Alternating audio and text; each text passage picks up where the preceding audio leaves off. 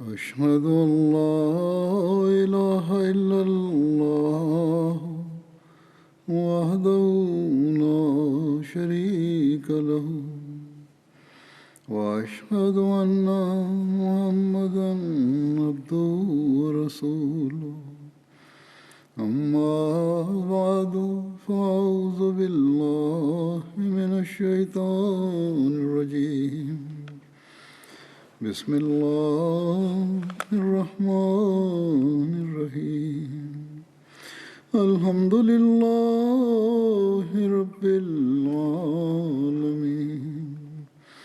الرحمن الرحيم مالك يوم الدين إياك نعبد وإياك نستعين اهدنا الصراط المستقيم صراط الذين أنعمت عليهم غير المغضوب عليهم ولا الضالين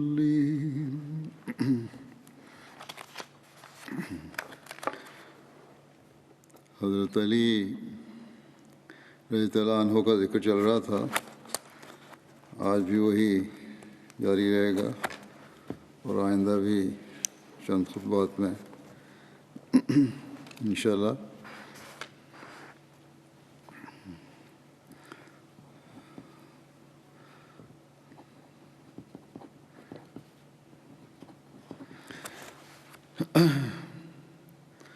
غزوہ احد کے موقع پر جب ابن کمیہ نے حضرت مصعب بن عمیر کو شہید کیا تو اس نے یہ گمان کیا کہ اس نے رسول اللہ صلی اللہ علیہ وسلم کو شہید کر دیا، چنانچہ وہ قریش کی طرف لوٹا اور کہنے لگا کہ میں نے محمد صلی اللہ علیہ وسلم قتل کر دیا۔ جب حضرت مصعب شہید ہوئے تو رسول اللہ صلی اللہ علیہ وسلم نے جھنڈا حضرت علی کے سپرد کیا، چنانچہ حضرت علی اور باقی مسلمانوں نے لڑائی کی۔ ایک روایت میں آتا ہے کہ غزوہ احد کے موقع پر مشرکین کے علمبردار طلحہ بن ابو طلحہ نے حضرت علی کو للکارا۔ انہوں نے آگے بڑھ کر ایسا وار کیا کہ وہ زمین پر ڈھیر ہو کر تڑپنے لگا۔ حضرت علی نے یکے بعد دیگرے کفار کے علمبرداروں کو تہہ تہہ کیا۔ رسول اللہ صلی اللہ علیہ وسلم نے کفار کی ایک جماعت دیکھ کر حضرت علی کو ان پر حملہ کرنے کا ارشاد فرمایا۔ حضرت علی نے عمر بن عبداللہ جمحی کو قتل کر کے انہیں منتشر کر دیا۔ پھر آپ نے کفار کے دوسرے دستہ پر حملہ کرنے کا حکم دیا۔ حضرت علی نے شیبہ بن مالک کو ہلاک کیا تو حضرت جبریل نے کہا یا رسول اللہ صلی اللہ علیہ وسلم یقیناً یہ ہمدردی کے لائق ہے، یعنی حضرت علی کے بارے میں۔ تو حضرت علی رسول اللہ صلی اللہ علیہ وسلم نے فرمایا ہاں علی مجھ سے ہے اور میں علی سے ہوں۔ تو جبریل نے کہا کہ میں آپ دونوں میں سے ہوں۔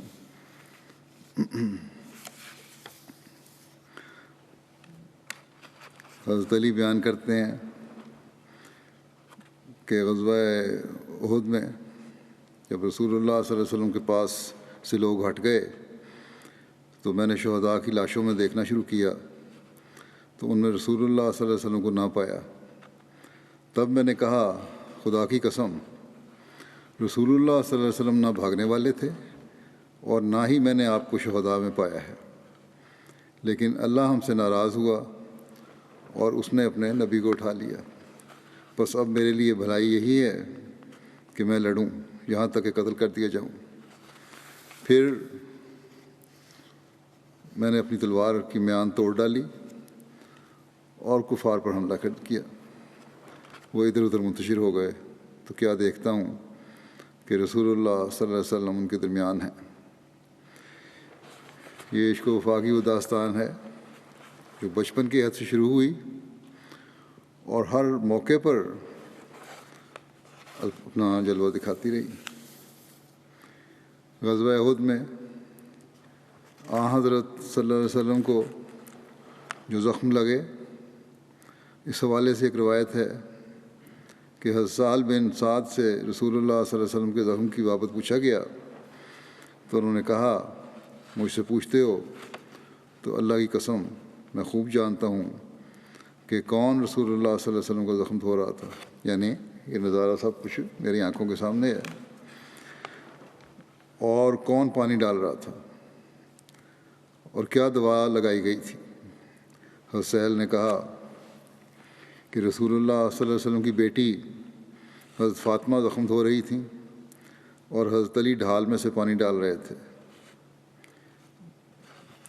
جب حضرت فاطمہ نے دیکھا کہ پانی خون کو اور نکال رہا ہے تو انہوں نے بوریا کا ایک ٹکڑا لیا اور اس کو جلایا اور ان کے ساتھ چپکا دیا۔ اس سے خون رک گیا اور اس دن آپ کا سامنے والا دانت بھی ٹوٹ گیا تھا اور آپ کا چہرہ زخمی ہو گیا تھا اور آپ کا خود آپ کے سر پر ٹوٹ گیا تھا۔ حضرت سعید بن مسیب سے روایت ہے کہ غزوہ احد میں حضرت علی کو 16 زخم لگے تھے۔ حضرت مسلم موعود رضی اللہ عنہ بیان فرماتے ہیں، یہ بیان فرما رہے تھے مضمون آپ کہ مصائب کے نیچے برکتوں کے خزانے مخفی ہوتے ہیں۔ تو یہ مضمون بیان فرماتے ہوئے آپ نے یہ بیان فرمایا کہ حضرت علی نے احد سے واپس آ کر حضرت فاطمہ کو اپنی تلوار دی اور کہا، اس کو دھو دو، آج اس تلوار نے بڑا کام کیا ہے۔ رسول کریم صلی اللہ علیہ وسلم حضرت علی کی یہ بات سن رہے تھے۔ آپ نے فرمایا، علی تمہاری ہی تلوار نے کام نہیں کیا، اور بھی بہت سے تمہارے بھائی ہیں جن کی تلواروں نے جوہر دکھائے ہیں۔ آپ نے 6-7 صحابہ کے نام لیتے ہوئے فرمایا، ان کی تلواریں تمہاری تلوار سے کم تو نہ تھیں۔ اور پھر انہی مصیبتوں میں سے گزرتے ہوئے ان لوگوں کو آخر فتح یابی ہوئی۔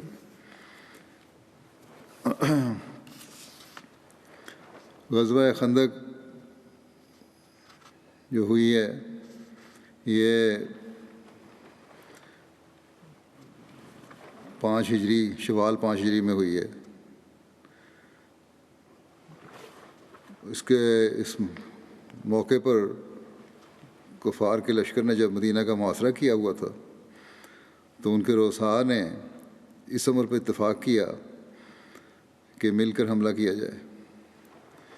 وہ خندق میں کوئی ایسی تنگ جگہ تلاش کرنے لگے جہاں سے وہ اپنے گھڑ سوار نبی صلی اللہ علیہ وسلم اور آپ کے اصحاب تک پہنچا دیں، مگر انہیں کوئی جگہ نہ ملی۔ انہوں نے کہا کہ یہ ایسی تدبیر ہے جس کو عرب میں آج تک کسی نے نہیں کیا تھا۔ ان سے کہا گیا کہ آن حضرت صلی اللہ علیہ وسلم کے ہمراہ ایک فارسی شخص ہے جس نے آپ کو اس بات کا مشورہ دیا۔ انہوں نے کہا یہ اسی کی تدبیر ہے، یعنی کفار نے کہا۔ پھر وہ لوگ ایسے تنگ مقام پر پہنچے جسے مسلمان غافل تھے، تو اکرمہ بن ابو جہل، نوفل بن عبداللہ اور زرار بن خطاب اور حبیرہ بن ابو وہاب اور عمر بن عبد ود نے اس جگہ سے خندق کو پار کیا۔ عمر بن عبد ود مقابلے کے لیے بلاتے ہوئے شعر پڑھنے لگا کہ وَلَقَدْ بَهِتُ مِنَ النِّدَاءِ لِجَمْعِهِمْ هَلْ مِن مُبَارِزٍ، یعنی ان کی جماعت کو آواز دیتے دیتے خود میری آواز بیٹھ گئی ہے کہ ہے کوئی جو مقابلے کے لیے نکلے۔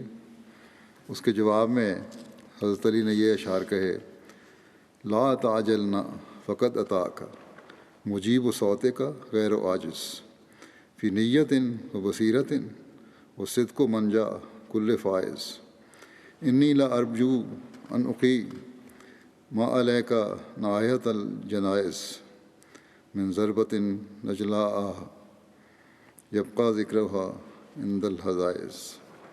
تم ہرگز جلدی نہ کرو، تمہاری آواز کا جواب دینے والا تمہارے پاس آ گیا ہے، جو بے بسی اور کمزوری کا اظہار کرنے والا نہیں، مضبوط ارادے اور مکمل بصیرت کے ساتھ، اور میدان میں ثابت قدمی اور ڈٹ جانا ہی ہر کامیاب ہونے والے کی نجات کا ذریعہ ہے۔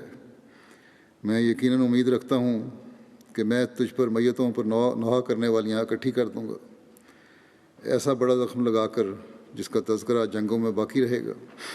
حضرت علی بن ابو طالب نے جب کہا کہ یا رسول اللہ صلی اللہ علیہ وسلم، میں اس سے مقابلے کے لیے نکلوں گا، تو رسول اللہ صلی اللہ علیہ وسلم نے انہیں اپنی تلوار دی اور امامہ باندھا اور دعا کی کہ اے اللہ، اس یعنی عمر بن عبد ود کے مقابل میں اس کی مدد کر۔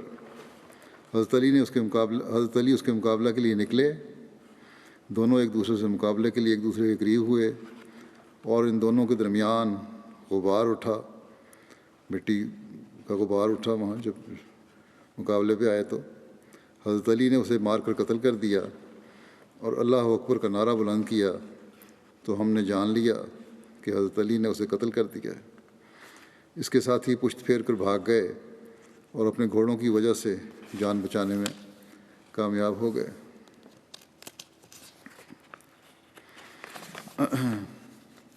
اس کی مزید تفصیل بیان فرماتے ہوئے حضرت مرزا بشیر احمد صاحب نے یوں تعریف فرمایا ہے کہ عمر ایک نہایت نامور شمشیر زن تھا، اور اپنی بہادری کی وجہ سے اکیلا ہی 1000 سپاہی کے برابر سمجھا جاتا تھا، اور چونکہ وہ بدر کے موقع پر خائب و خاصر ہو کر واپس گیا تھا، اس لیے اس کا سینہ مسلمانوں کے خلاف بغض و انتقام کے جذبات سے بھرا ہوا تھا۔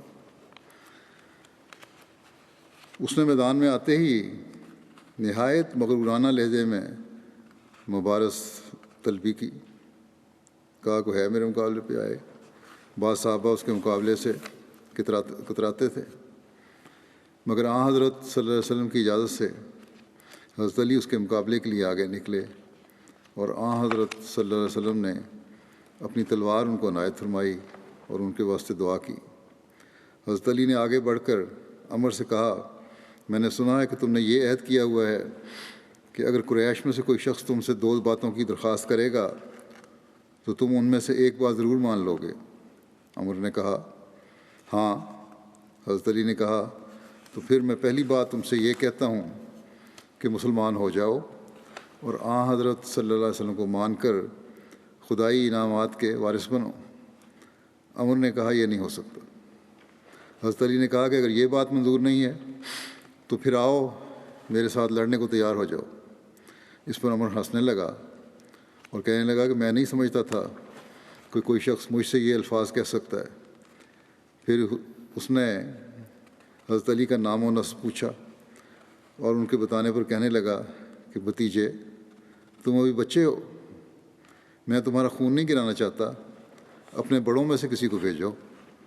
حضرت علی نے کہا جواب میں کہ تم میرا خون تو نہیں گرانا چاہتے، مگر مجھے تمہارا خون گرانے میں کوئی تامل نہیں ہے۔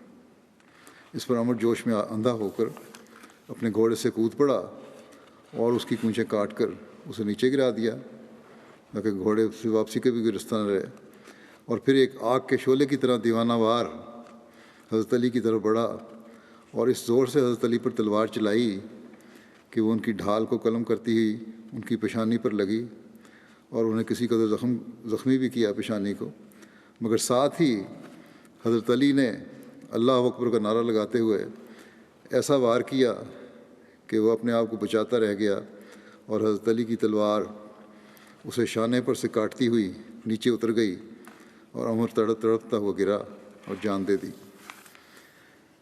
عمر بن عبد ود کے قتل ہونے کے بعد کفار نے رسول اللہ صلی اللہ علیہ وسلم کی خدمت میں پیغام بھیجا کہ وہ اس کی لاش 10,000 درہم کے بدلے میں خرید لیں گے، تو آپ صلی اللہ علیہ وسلم نے فرمایا اسے لے جاؤ، ہم مردوں کی قیمت نہیں دکھاتے۔ حضرت براء بن عازب رضی اللہ عنہما بیان کرتے ہیں کہ جب رسول اللہ صلی اللہ علیہ وسلم نے اہل حدیبیہ سے صلح کی تو حضرت علی بن ابو طالب نے ان کے درمیان ایک تحریر لکھی اور اس میں آپ کا نام محمد رسول اللہ صلی اللہ علیہ وسلم لکھا۔ مشرکوں نے کہا کہ محمد رسول اللہ نہ لکھو، اگر آپ رسول ہوتے تو ہم آپ سے نہ لڑتے۔ آپ صلی اللہ علیہ وسلم نے حضرت علی سے کہا کہ اسے مٹا دو۔ حضرت علی نے کہا کہ میں وہ شخص نہیں جو اسے مٹائے گا۔ پھر رسول اللہ صلی اللہ علیہ وسلم نے اسے اپنے ہاتھ سے مٹا دیا اور ان سے اس شرط پر صلح کر لی کہ آپ اور آپ کے صحابہ 3 دن مکہ میں رہیں گے اور وہ اس میں ہتھیار جلبان میں رکھ کر داخل ہوں گے۔ لوگوں نے پوچھا کہ یہ جلبان کیا ہوتا ہے؟ انہوں نے کہا کہ وہ غلاف جس میں تلوار ماں میان کے رکھی جاتی ہے۔ اس واقعہ کو حضرت مسلم موعود رضی اللہ عنہ نے بیان فرمایا ذرا تفصیل سے تھوڑا سا۔ آپ فرماتے ہیں کہ جب رسول کریم صلی اللہ علیہ وسلم صلح حدیبیہ کی مجلس میں تشریف رکھتے تھے اور کفار صلح کے لیے شرائط پیش کر رہے تھے، صحابہ اپنے دلوں میں ایک آگ لیے بیٹھے تھے اور ان کے سینے ان مظالم کی تپش سے جل رہے تھے جو کفار کی طرف سے 20 سال سے ان پر کیے جا رہے تھے۔ ان کی تلواریں میانوں سے باہر نکلی پڑتی تھیں۔ وہ چاہتے تھے کہ کسی طرح موقع آئے تو ان مظالم کا جو انہوں نے اسلام پر کیے ہیں بدلہ لیا جائے، مگر رسول کریم صلی اللہ علیہ وسلم نے کفار کی باتیں سنی، اور جب یہ تجویز ان کی طرف سے پیش ہوئی کہ آؤ ہم آپس میں صلح کر لیں، تو آپ نے فرمایا بہت اچھا، ہم صلح کر لیتے ہیں۔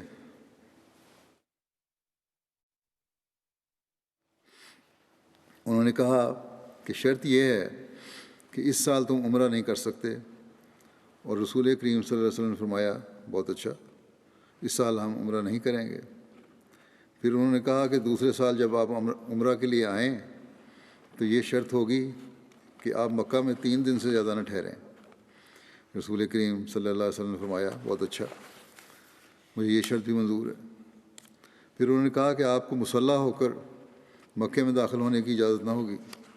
آپ نے فرمایا بہت اچھا، ہم مسلح ہو کر مکے میں داخل نہیں ہوں گے۔ صلح کا معاہدہ طے ہو رہا تھا اور صحابہ کے دل اندر ہی اندر جوش سے ابل رہے تھے، وہ غصے سے تلملا رہے تھے، مگر کچھ کر نہیں سکتے تھے۔ حضرت علی رضی اللہ عنہ کو صلح نامہ لکھنے کے لیے مقرر کیا گیا۔ انہوں نے جب یہ معاہدہ لکھنا شروع کیا تو انہوں نے لکھا کہ معاہدہ ایک طرف تو محمد رسول اللہ صلی اللہ علیہ وسلم اور ان کے ساتھیوں کی طرف سے ہے، اور دوسری طرف مکے کے فلاں فلاں رئیس اور مکے والوں کی طرف سے ہے۔ اس پر کفار بھڑک اٹھے اور انہوں نے کہا ہم ان الفاظ کو برداشت نہیں کر سکتے، کیونکہ ہم محمد صلی اللہ علیہ وسلم کو رسول اللہ نہیں مانتے۔ اگر مانتے تو ان سے لڑائی کس بات پر ہوتی؟ ہم تو ان سے محمد بن عبداللہ کی حیثیت سے معاہدہ کر رہے ہیں، محمد رسول اللہ کی حیثیت سے معاہدہ نہیں کر رہے، بس یہ الفاظ اس معاہدے میں نہیں لکھے جائیں گے۔ اس وقت صحابہ کے جوش کی کوئی انتہا نہ رہی اور وہ غصے سے کانپنے لگ گئے۔ انہوں نے سمجھا اب خدا نے ایک اور موقع پیدا کر دیا ہے، رسول کریم صلی اللہ علیہ وسلم ان کی بات نہیں مانیں گے اور ہمیں ان سے لڑائی کر کے اپنے دل کی بھڑاس نکالنے کا موقع مل جائے گا۔ مگر رسول کریم صلی اللہ علیہ وسلم نے فرمایا یہ لوگ ٹھیک کہتے ہیں، معاہدے میں سے رسول اللہ کا لفظ کاٹ دینا چاہیے۔ علی، آپ نے فرمایا حضرت علی کو کہ علی اس لفظ کو مٹا دو، مگر حضرت علی ایسے انسان جو فرما برداری اور اطاعت کا نہایت اعلیٰ درجہ کا نمونہ تھے، ان کا دل بھی کانپنے لگ گیا، ان کی آنکھوں میں آنسو آ گئے اور انہوں نے کہا یا رسول اللہ یہ لفظ مجھ سے نہیں مٹایا جاتا۔ رسول کریم صلی اللہ علیہ وسلم نے فرمایا لاؤ مجھے کاغذ دو، اور کاغذ لے کر جہاں رسول اللہ کا لفظ لکھا تھا اسے اپنے ہاتھ سے مٹا دیا۔ غزوہ خیبر جو محرم اور صفر 7 ہجری میں ہوئی تھی، اس کے بارے میں صحیح مسلم کی ایک لمبی روایت ہے۔ حضرت سلمہ بن اکوع بیان کرتے ہیں کہ جب ہم خیبر پہنچے تو ان کا سردار مرحب اپنی تلوار لہراتا ہوا نکلا اور وہ کہہ رہا تھا کہ خیبر جانتا ہے کہ میں مرہب، ہتھیار بند، بہادر، تجربہ کار ہوں۔ جب جنگیں شعلے بھڑکاتی ہوئی آئیں، یعنی میری بہادری کا پتہ لگتا ہے۔ راوی کہتے ہیں کہ اس کے مقابلے کے لیے میرے چچا عامر نکلے اور انہوں نے کہا خیبر جانتا ہے کہ میں عامر، ہتھیار بند، بہادر، خطرات میں اپنے آپ کو ڈالنے والا ہوں۔ راوی کہتے ہیں دونوں نے ضربیں لگائیں، مرہب کی تلوار عامر کی ڈھال پر پڑی اور عامر اس پر نیچے سے وار کرنے لگے کہ ان کی اپنی تلوار ہی ان کو آن لگی اور اس نے ان کی رگ کاٹ دی اور وہ اسی سے شہید ہو گئے۔ سلمہ کہتے ہیں میں نکلا تو نبی صلی اللہ علیہ وسلم کے بعد صحابہ کہہ رہے تھے کہ عامر کے عمل باطل ہو گئے، اس نے اپنے آپ کو قتل کیا۔ وہ کہتے ہیں میں روتے ہوئے نبی صلی اللہ علیہ وسلم کے پاس آیا، میں نے کہا یا رسول اللہ عامر کے عمل ضائع ہو گئے۔ رسول اللہ صلی اللہ علیہ وسلم نے فرمایا یہ کس نے کہا؟ وہ کہتے ہیں کہ میں نے کہا آپ کے بعد صحابہ نے۔ آپ نے فرمایا جس نے یہ کہا غلط کہا، اس کے لیے دوہرا اجر ہے۔ پھر آپ صلی اللہ علیہ وسلم نے مجھے حضرت علی کی طرف بھیجا، ان کی آنکھیں آئی ہوئی تھیں۔ آپ نے فرمایا میں اس شخص کو جھنڈا دوں گا جو اللہ اور اس کے رسول سے محبت کرتا ہے یا اللہ اور اس کا رسول اس سے محبت کرتے ہیں۔ وہ کہتے ہیں میں حضرت علی کے پاس گیا اور انہیں ساتھ لے کر چل پڑا۔ ان کی آنکھیں آئی ہوئی تھیں، یعنی بیماری سے آنکھیں ابلی ہوئی تھیں، سوجی ہوئی تھیں، یہاں تک کہ میں انہیں لے کر رسول کریم صلی اللہ علیہ وسلم کے پاس پہنچا۔ آپ نے ان کی آنکھوں میں لعاب دہن لگایا، وہ ٹھیک ہو گئیں۔ آپ نے انہیں جھنڈا دیا اور مرہب نکلا اور اس نے کہا کہ خیبر جانتا ہے کہ میں مرہب ہوں، ہتھیار بند، بہادر، تجربہ کار، جبکہ جنگیں شعلے بھڑکا رہی ہوتی ہیں۔ حضرت علی نے کہا ان الذی سمتنی امی حیدرا کلیس غابات کریہ المنظرا اوفیہم بالسائے کیلسندرا، کہ میرا نام میری ماں نے حیدر رکھا ہے، ہیبت ناک شکل والے شیر کی مانند جو جنگلوں میں ہوتا ہے۔ میں ایک سا کے بدلے سندرا دیتا ہوں۔ یہ ایک محاورہ ہے عربی کا، اس کا مفہوم یہ ہے کہ ہو سکتا ہے اس طرح بھی کہ شیر کے مقابلے میں سباتر جو اردو محاورہ استعمال ہوتا ہے کہ ایسے کو تیسا، اینٹ کا جواب پتھر سے دینے والا۔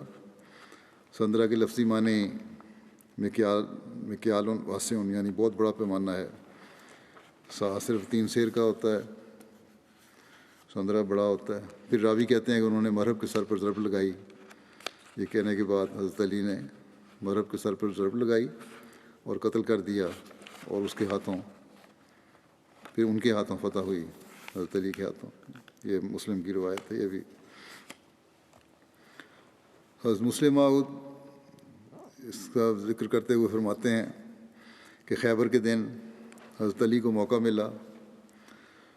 رسول کریم صلی اللہ علیہ وسلم نے فرمایا آج میں اسے موقع دوں گا جو خدا سے محبت کرتا ہے اور جس سے خدا تعالیٰ محبت کرتا ہے، اور تلوار اس کے سپرد کروں گا جسے خدا تعالیٰ نے فضیلت دی ہے۔ حضرت عمر کہتے ہیں کہ میں اس مجلس میں موجود تھا اور اپنا سر اونچا کرتا تھا کہ شاید رسول کریم صلی اللہ علیہ وسلم مجھے دیکھ لیں اور مجھے دے دیں، مگر آپ دیکھتے اور چپ رہتے۔ میں پھر سر اونچا کرتا اور آپ پھر دیکھتے اور چپ رہتے، حتیٰ کہ علی آئے، ان کی آنکھیں سخت دکھتی تھیں۔ رسول کریم صلی اللہ علیہ وسلم نے فرمایا علی آگے آؤ۔ وہ آپ کے پاس پہنچے تو آپ نے لعاب دہن ان کی آنکھوں پر لگایا اور فرمایا اللہ تعالیٰ تمہاری آنکھوں کو شفا دے، یہ تلوار لو جو اللہ تعالیٰ نے تمہارے سپرد کی ہے۔ اس کی جگہ ایک اور جگہ بھی حضرت مسلم موعود اس طرح بیان فرماتے ہیں کہ رسول اللہ صلی اللہ علیہ وسلم نے حدیبیہ سے واپس آنے کے قریباً 5 ماہ بعد یہ فیصلہ کیا کہ یہودی خیبر سے جو مدینہ سے صرف چند منزل کے فاصلے پر تھا اور جہاں سے مدینہ کے خلاف آسانی سے سازش کی جا سکتی تھی، نکال دیے جائیں۔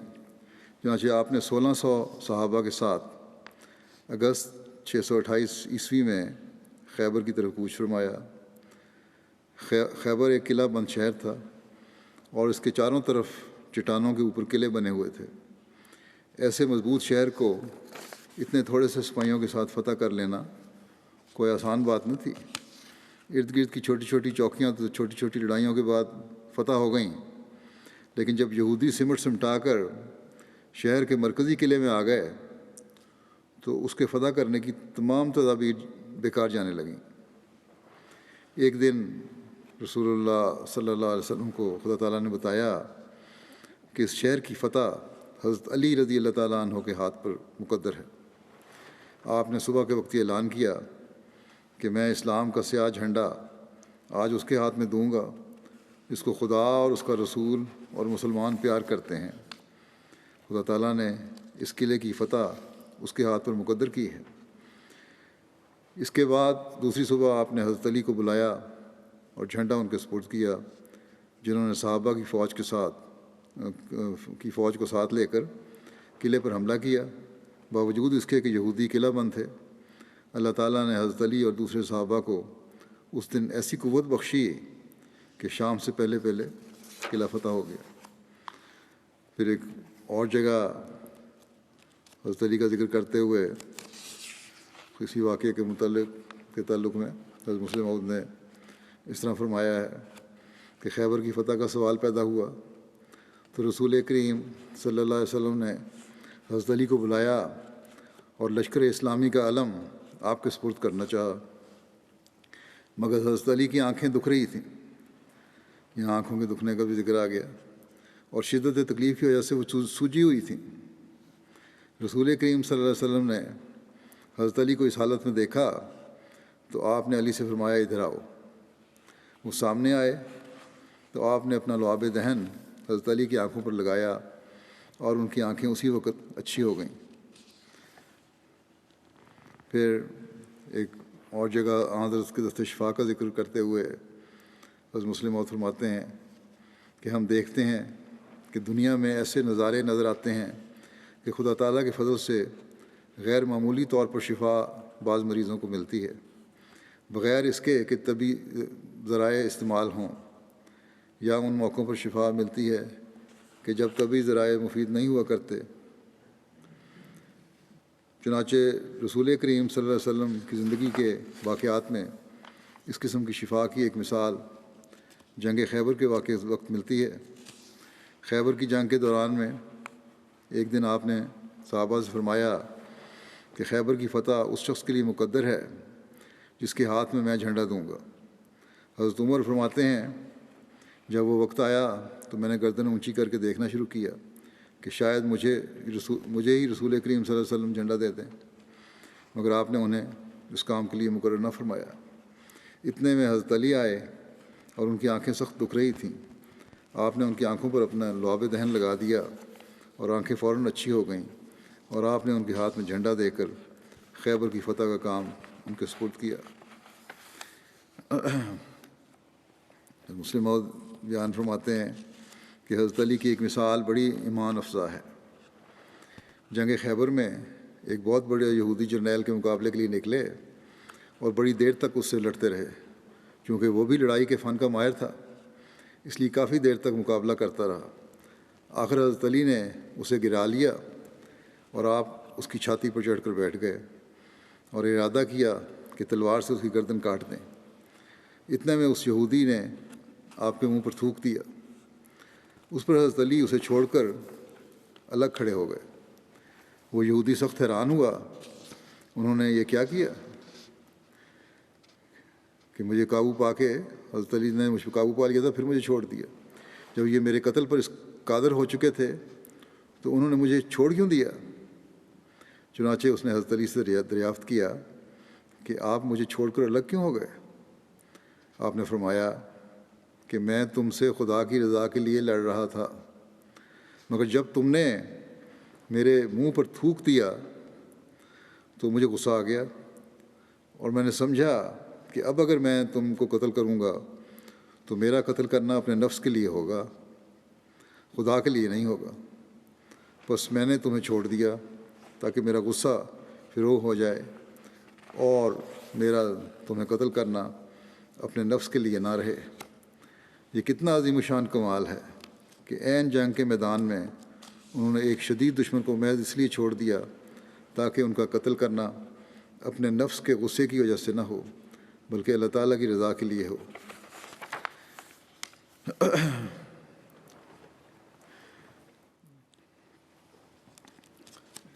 روایت میں آتا ہے کہ حضرت علی نے سورہ توبہ کی ابتدائی آیات کا حج کے موقع پر اعلان کیا۔ اس روایت اس طرح ہے، ابو جعفر محمد بن علی سے روایت ہے کہ جب سورہ برات سورہ توبہ رسول اللہ صلی اللہ علیہ وسلم پر نازل ہوئی تو آپ صلی اللہ علیہ وسلم نے حضرت ابوبکر کو بطور امیر، اس وقت آپ حضرت ابوبکر کو بطور امیر حج بھجوا چکے تھے۔ آپ کی خدمت میں عرض کیا گیا کہ یا رسول اللہ، اگر آپ یہ صورت حضرت ابوبکر کی طرف بھیج دیں تو آپ صلی اللہ علیہ وسلم نے فرمایا کہ میرے اہل، تاکہ وہ وہاں پڑھیں، آپ نے فرمایا کہ میرے اہل بیت میں سے کسی شخص کے سوا کوئی یہ فریضہ میری طرف سے ادا نہیں کر سکتا۔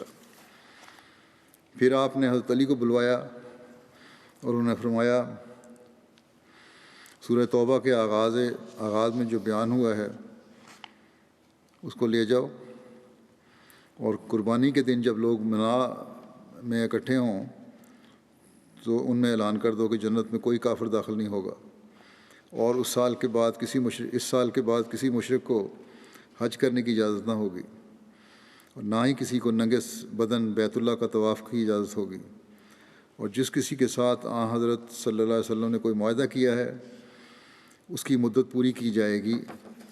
حضرت علی بن ابو طالب رسول اللہ صلی اللہ علیہ وسلم کی اونٹنی اضباء پر سوار ہو کر روانہ ہوئے۔ راستہ میں ہی حضرت ابوبکر سے جا ملے۔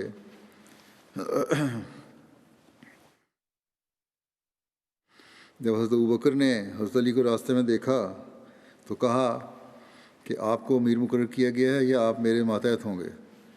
حضرت علی نے کہا کہ آپ کے ماتحت۔ پھر دونوں روانہ ہوئے۔ حضرت ابوبکر نے لوگوں کی حج کے امور پر نگرانی کی، اور اس سال اہل عرب نے اپنی انہی جگہوں پر پڑاؤ کیا ہوا تھا جہاں وہ زمانہ جاہلیت میں پڑاؤ کیا کرتے تھے۔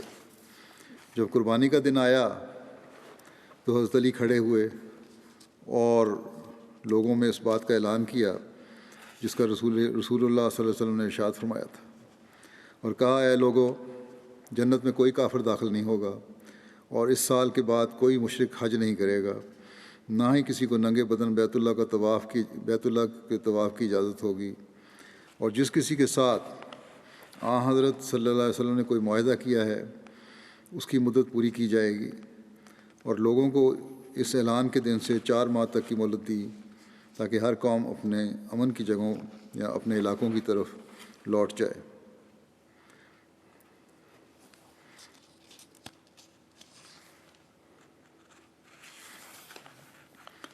پھر نہ کسی مشرک کے لیے کوئی عہد یا معاہدہ ہوگا، اور نہ ذمہ داری سوائے اس عہد یا معاہدہ کے جو رسول اللہ صلی اللہ علیہ وسلم کے پاس کسی مدت تک ہو، یعنی جس کی مدت ابھی باقی ہے معاہدے کی، ان معاہدوں کے علاوہ کوئی نیا معاہدہ نہیں ہوگا، تو اس کا مقررہ مدت تک پاس کیا جائے گا۔ پھر اس سال کے بعد نہ کسی مشرک نے حج کیا، اور نہ کسی نے ننگے بدن حج کیا۔ پھر وہ دونوں حضرت علی اور حضرت ابوبکر رسول اللہ صلی اللہ علیہ وسلم کی خدمت میں حاضر ہو گئے۔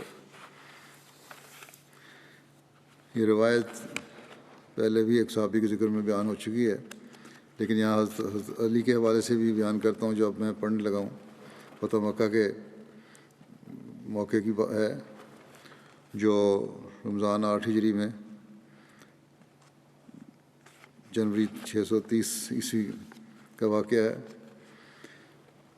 حضرت علی رضی اللہ عنہ سے روایت ہے کہ انہوں نے کہا کہ رسول اللہ صلی اللہ علیہ وسلم نے مجھے زبیر اور مقداد بن اسود کو بھیجا۔ آپ نے فرمایا تم چلے جاؤ، تم روضہ خاخ، یہ پہلے کا واقعہ ہے اسے فتح مکہ سے، عورت کا واقعہ جو بیان کیا جاتا ہے، تو فرمایا آپ نے کہ اب تم چلے جاؤ، تم روضہ خاخ ایک جگہ ہے وہاں پہنچو تو وہاں ایک شتر سوار عورت ہوگی اور اس کے پاس ایک خط ہے، تم وہ خط اس سے لے لو۔ ہم چل پڑے ہمارے گھوڑے سر پر دوڑتے ہوئے ہمیں لے گئے۔ جب ہم روضہ خاک میں پہنچے تو ہم کیا دیکھتے ہیں کہ وہاں ایک شتر سوار عورت موجود ہے۔ ہم نے اسے کہا کہ خط نکالو۔ وہ کہنے لگی کہ میرے پاس کوئی خط نہیں۔ ہم نے کہا تمہیں خط نکالنا ہوگا ورنہ ہم تمہارے کپڑے اتار دیں گے اور تلاشی لیں گے۔ اس پر اس نے وہ خط اپنے جوڑے سے نکالا اور ہم وہ خط رسول اللہ صلی اللہ علیہ وسلم کے پاس لے آئے۔ دیکھا تو اس میں لکھا تھا کہ حاطب بن ابی بلتع کی طرف سے اہل مکہ کے مشرکوں کے نام۔ وہ رسول اللہ صلی اللہ علیہ وسلم کے کسی ارادے کی ان کو اطلاع دے رہا تھا۔ رسول اللہ صلی اللہ علیہ وسلم نے حاطب بن ابی بلتع کو بلایا اور پوچھا حاطب یہ کیا ہے؟ اس نے کہا یا رسول اللہ میرے متعلق جلدی نہ فرمائیں، میں ایک ایسا آدمی تھا جو قریش میں آ کر مل گیا تھا، ان میں سے نہ تھا، اور دوسرے مہاجرین جو آپ صلی اللہ علیہ وسلم کے ساتھ تھے ان کی مکے میں رشتہ داریاں تھیں جن کے ذریعے سے وہ اپنے گھر بار اور مال و اسباب کو بچاتے رہے ہیں۔ میں نے چاہا کہ ان مکے والوں پر کوئی احسان کر دوں کیونکہ ان میں کوئی رشتہ داری تو میری تھی نہیں، شاید وہ اس احسان ہی کی وجہ سے میرا پاس کریں، اور میں نے کسی کفر یا ارتداد کی وجہ سے یہ نہیں کیا، نہ میں نے انکار کیا ہے، نہ مرتد ہوا ہوں، نہ میں نے اسلام کو چھوڑا ہے، نہ میں منافق ہوں۔ میں نے یہ کام اس لیے نہیں کیا۔ اسلام قبول کرنے کے بعد کفر کبھی پسند نہیں کیا جا سکتا۔ میں آپ کو یقین دلاتا ہوں، یہ سن کر رسول اللہ صلی اللہ علیہ وسلم نے فرمایا اس نے تم سے سچ بیان کیا، یعنی بات مان لی ان کی۔ اس واقعے کا ذکر فرماتے ہوئے حضرت مسلم موعود بیان فرماتے ہیں صرف ایک کمزور صحابی نے مکے والوں کو خط لکھ دیا کہ رسول کریم صلی اللہ علیہ وسلم 10,000 کا لشکر لے کر نکلے ہیں۔ مجھے معلوم نہیں آپ کہاں جا رہے ہیں، لیکن میں قیاس کرتا ہوں کہ غالباً وہ مکے کی طرف آ رہے ہیں۔ میرے مکے میں بعض عزیز اور رشتہ دار ہیں، میں امید کرتا ہوں کہ تم اس مشکل گھڑی میں ان کی مدد کرو گے اور انہیں کسی قسم کی تکلیف نہیں پہنچنے دو گے۔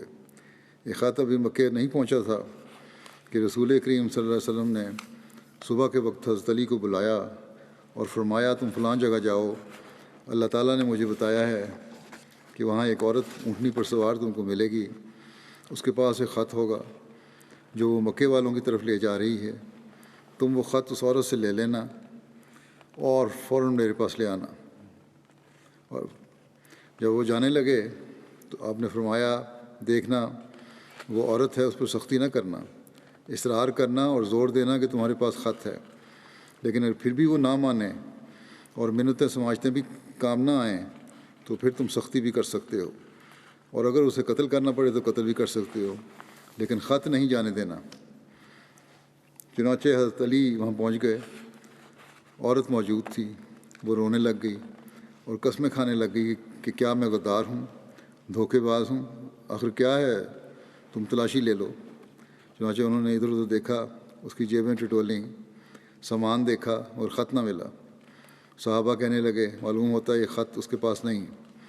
حضرت علی کو جوش آ گیا، آپ نے کہا تم چپ رہو، اور بڑے جوش سے کہا کہ خدا کی قسم رسول کبھی جھوٹ نہیں بول سکتا۔ چنانچہ انہوں نے اس عورت سے کہا کہ محمد رسول اللہ صلی اللہ علیہ وسلم نے کہا ہے کہ تیرے پاس خط ہے، اور خدا کی قسم میں جھوٹ نہیں بول رہا۔ پھر آپ نے تلوار نکالی اور کہا یا تو سیدھی طرح خط نکال کر دے دے، ورنہ یاد رکھ اگر تجھے ننگا کر کے بھی تلاشی لینی پڑی تو میں تجھے ننگا کروں گا، کیونکہ رسول اللہ صلی اللہ علیہ وسلم نے سچ بولا ہے اور تو جھوٹ بول رہی ہے۔ چنانچہ وہ ڈر گئی، اور جب اسے ننگا کرنے کی دھمکی دی گئی تو اس نے جھٹ اپنی مینڈیاں کھولیں، ان مینڈیوں میں اس نے خط رکھا ہوا تھا جو اس نے نکال کر دے دیا۔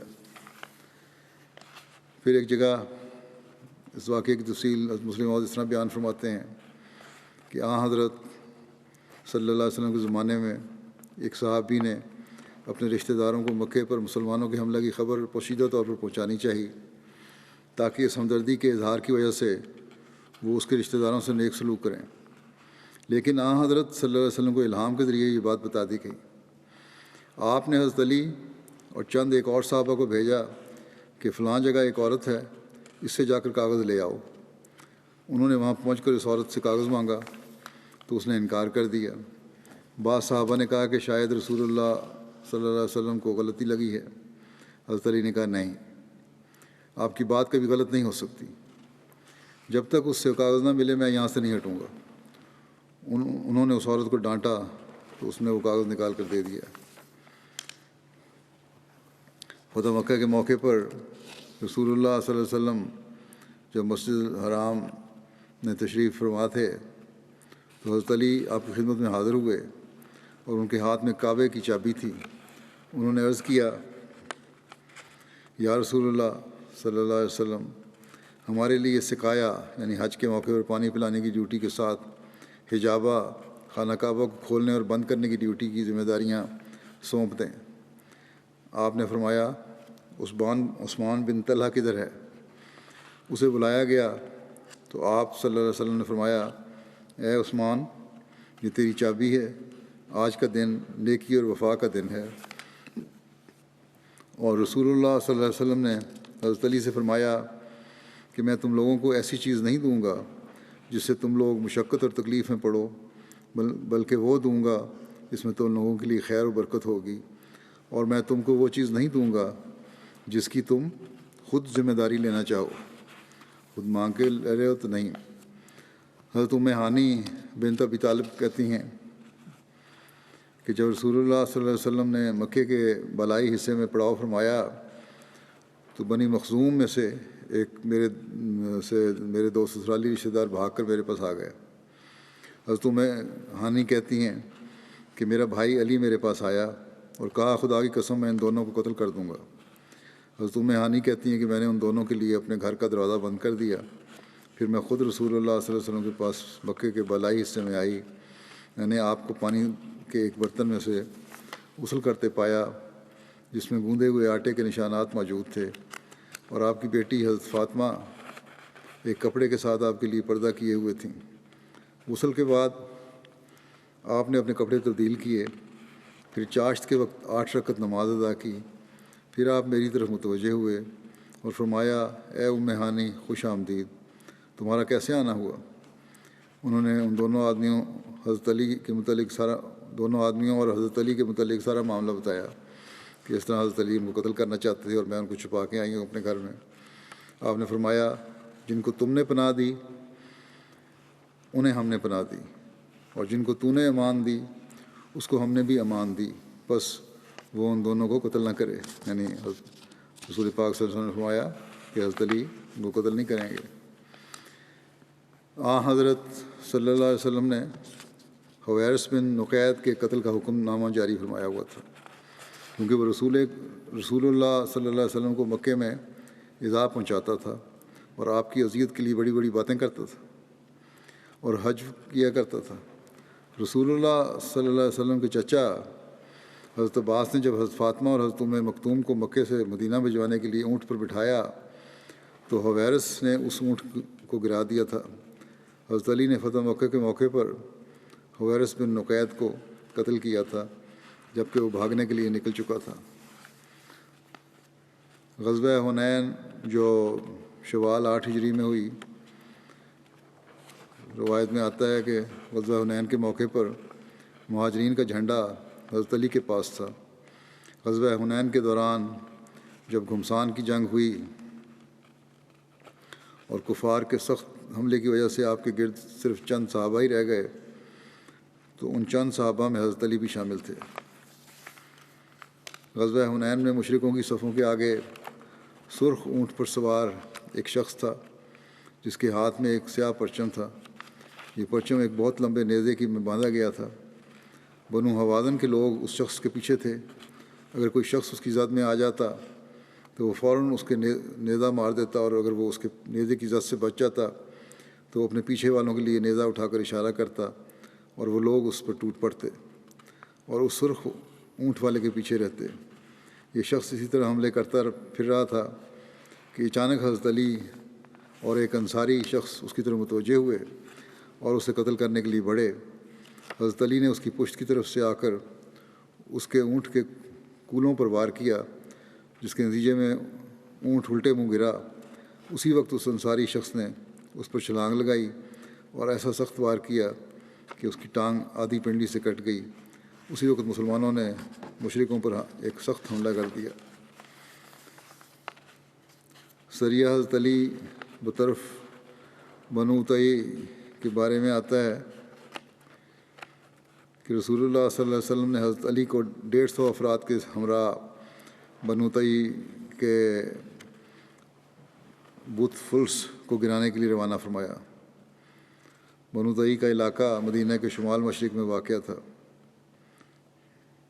آپ نے اس سریہ کے لیے حضرت علی کو ایک کالے رنگ کا بڑا جھنڈا اور سفید رنگ کا چھوٹا پرچم عطا فرمایا۔ حضرت علی صبح کے وقت آل حاتم پر حملہ آور ہوئے اور ان کے بت فلس کو منہدم کر دیا۔ حضرت علی بنو طے سے بہت سارا مال غنیمت اور قیدی لے کر مدینہ واپس آئے۔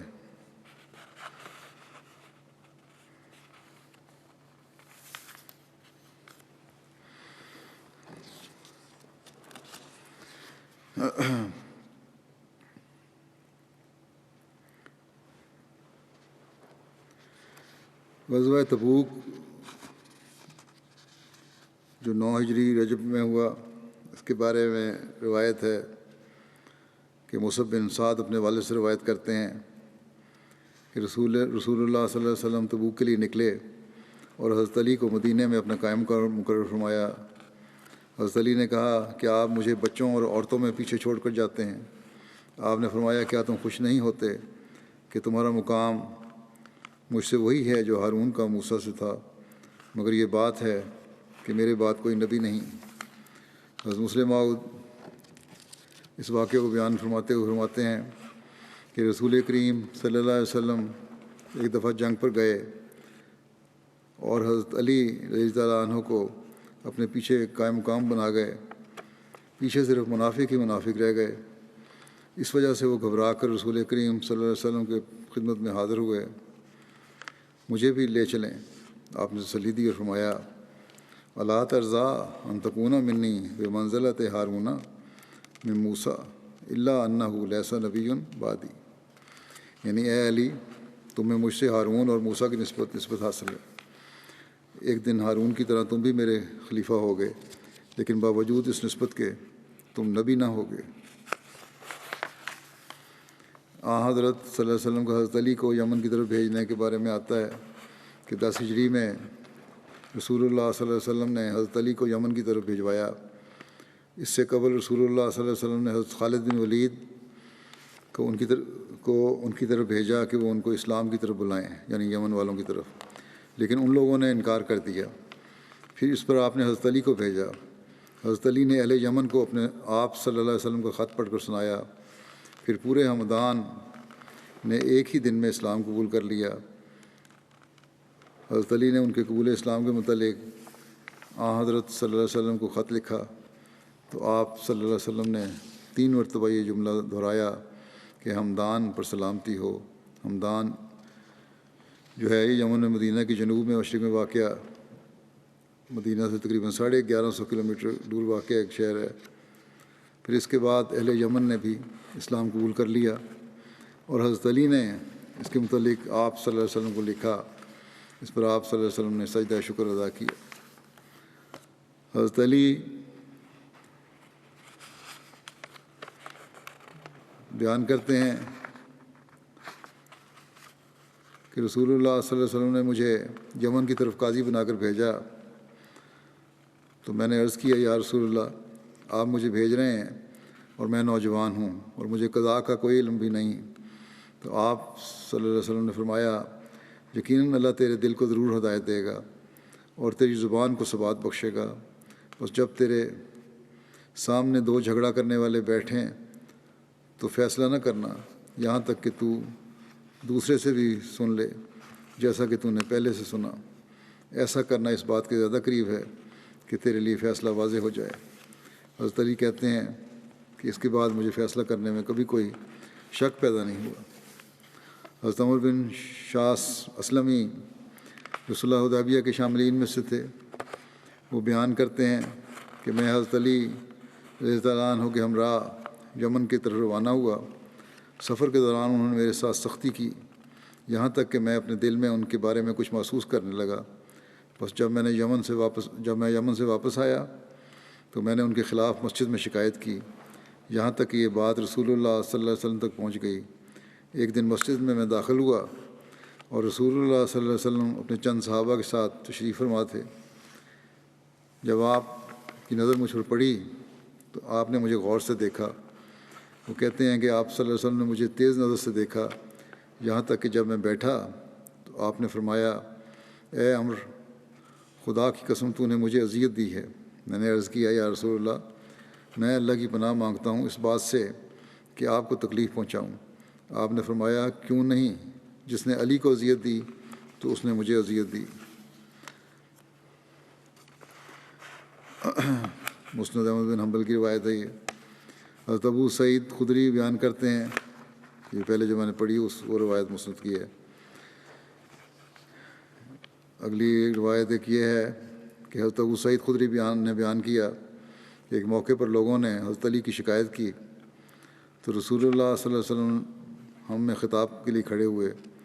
میں نے آپ صلی اللہ علیہ وسلم کو یہ فرماتے ہوئے سنا، اے لوگو، تم علی کی شکایت نہ کرو، خدا کی قسم وہ اللہ کی ذات کے بارے میں بہت ڈرنے والا ہے، یا فرمایا وہ اللہ کے راستے میں بہت ڈرنے والا ہے، اس بات سے کہ اس کی شکایت کی جائے۔ یہ ذکر انشاءاللہ آئندہ بھی بیان ہوگا، ابھی چل رہا ہے۔ آج بھی میں دعا کی طرف توجہ دلانا چاہتا ہوں۔ گزشتہ جو میں الجزائر کے بارے میں ذکر نہیں ہوا تھا، وہاں بھی احمدیوں پہ کافی سخت حالات ہیں، اور بعض اسیر کو اسیر بھی بنایا گیا ہے۔ ان کے لیے بھی دعا کریں، اللہ تعالیٰ ان کے بھی حالات میں آسانی پیدا کرے اور اسیروں کی جلد رہائی کے بھی سامان ہوں، اور وہاں کے سختی کے حالات ہیں، حکومت کو بھی عقل دے کہ وہ انصاف سے کام لیتے ہوئے احمدیوں کے حق ادا کرنے والی ہو۔ اسی طرح پاکستان کے حالات بھی جو ہیں وہ سختی کی طرف ہیں۔ بعض انفرادی طور پر میں نے کہا تھا افسران ایسے ہیں، ان کے لیے بھی دعا کریں، اللہ تعالیٰ اگر ان مولویوں اور افسران کو عقل نہیں دینا چاہتا یا ان کی نقل نہیں آئے گی یا ان کا مقدر ہے یہی ہے کہ وہ اسی طرح کرتے رہیں اور اللہ تعالیٰ کے پکڑ میں آئیں، تو پھر اللہ تعالیٰ جلد ان کی پکڑ کے سامان پیدا فرمائے اور احمدیوں کے لیے آسانیاں پیدا فرمائے۔ نماز کے بعد میں جنازہ غائب بھی پڑھاؤں گا۔ جو رشید احمد صاحب ابن محمد عبداللہ صاحب ربا کا ہے، یہ طاہر ندیم صاحب جو ہمارے عربی ڈیسک کے مربی ہیں، ان کے والد تھے۔ 28 اکتوبر کو 76 سال کی عمر میں ان کی وفات ہوئی۔ انا للہ و انا الیہ راجعون۔ ان کے خاندان میں احمدیت ان کے دادا حضرت عبدالغفور صاحب کے ذریعے سے آئی تھی، جنہوں نے اپنے خالہ زاد حضرت مولوی اللہ دتہ صاحب رضی اللہ عنہ کے ساتھ 1891 میں قادیان جا کر حضرت مسیح علیہ السلام کی دستی بیعت کی تھی۔ حضرت مولوی اللہ دتہ صاحب رضی اللہ عنہ پڑھے لکھے عالم تھے، اور آپ کی حضرت مسیح علیہ السلام کے ساتھ دعوت سے پہلے بھی میل ملاقات تھی۔ آپ نے خواب میں دیکھا کہ محمد رسول اللہ صلی اللہ علیہ وسلم کا جھنڈا مسیح موعود علیہ السلام کے ہاتھ میں پکڑا ہوا ہے۔ چنانچہ حضرت مولوی اللہ دتہ صاحب اپنے خالہ زاد حضرت عبدالغفور صاحب مرحوم کے دادا تھے، ان کو ساتھ لے کر قادیان گئے، اور دونوں نے حضرت مسیح علیہ السلام کی بیعت کر لی۔ بعد میں مولوی اللہ دتہ صاحب کی تبلیغ سے علی پور اور موضع حسن پور ملتان میں بہت سے لوگ احمدیت میں شامل ہوئے۔ ایک لمبا عرصہ تک مرحوم کو اپنی جماعت میں ضلع بہاولپور میں جو جماعت تھی ان کی، اس میں سیکرٹری مال کے طور پر خدمت کی توفیق ملی۔ مرحوم بڑے نیک، صالح، شریف النفس، مہمان نواز، ایک ہمدرد انسان تھے۔ رشتہ داروں اور اہل محلہ سے غریبوں کا سے تعلق رکھنے والے تھے، غریبوں کو خاموشی سے خیال رکھنے والے تھے۔ ان کے لواحقین میں ان کی اہلیہ ہیں صدیقہ بیگم صاحبہ، جو حضرت مسیح کے صحابی قادر بخش صاحب کی نواسی ہیں، اور مرحوم اللہ تعالیٰ کے فضل سے موسی تھے۔ ان کے اس کے علاوہ ان کے لواحقین میں، ان کے پسماندگان میں ان کے بچے ہیں، اہلیہ کے علاوہ 3 بیٹیاں اور 2 بیٹے، اور ایک بیٹے تو جیسا کہ میں نے کہا وقت زندگی ہیں، ہمارے یہاں مربی سلسلہ ہیں، اور عربی ڈیسک میں خدمات پہ جا لا رہے ہیں۔ अल्लाह ताला मरहूम से मग़फ़िरत और रहम का सलूक फ़रमाए, दर्जात बुलंद करे।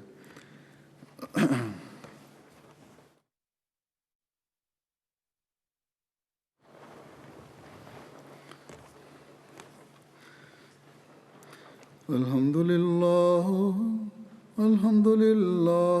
नहमदुहु व नस्तईनुहु व नस्तग़फ़िरुहु व नु'मिनु बिही व नतवक्कलु अलैहि व नऊज़ु बिल्लाहि मिन शुरूरि अनफुसिना व मिन सय्यिआति अअमालिना मन यहदिहिल्लाहु फला मुदिल्ल लहु वमन युद्लिल्हु फला हादिय लहु वनशहदु अन ला इलाहा इल्लल्लाह वनशहदु अन्ना मुहम्मदन अब्दुहु व रसूलुहु।